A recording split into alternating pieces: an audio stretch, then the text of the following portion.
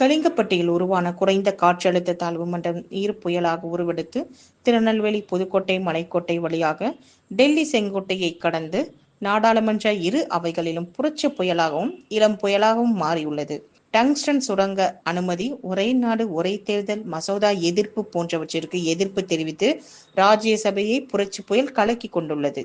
இளம் புயலானது புதுக்கோட்டை RMS மூடுவதற்கு எதிர்ப்பு, திருச்சி மெட்ரோ ரயில் அனுமதி கோருதல், முதியோர் மற்றும் பத்திரிகையாளர்களுக்கு வழங்கப்பட்ட ரயில் சலுகைகளை பறித்த விவகாரம், அரசியலமைப்பு சட்டத்தை குழித்தோண்டு புதைத்தல், விமான போக்குவரத்தில் உள்ள குளறுபடிகள், LIC முகவர்கள், பாலிசிதாரர்கள் நலன் குறித்து எழுப்பிய போர்க்குரல், நாடாளுமன்ற மக்களவையை இளம் புயல் கலக்கி கொண்டுள்ளது.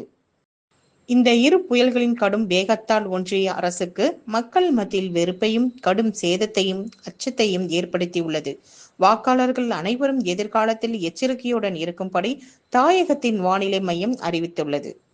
அம்பேத்கருக்கு வீர வணக்கம், வீர வணக்கம், வீர வணக்கம், வீர வணக்கம், வீர வணக்கம், அம்பேத்கருக்கு வீர வணக்கம், மன்னிப்பு கேள், மன்னிப்பு கேள், அமித்ஷா மன்னிப்பு கேள், மன்னிப்பு கேள், மன்னிப்பு கேள்.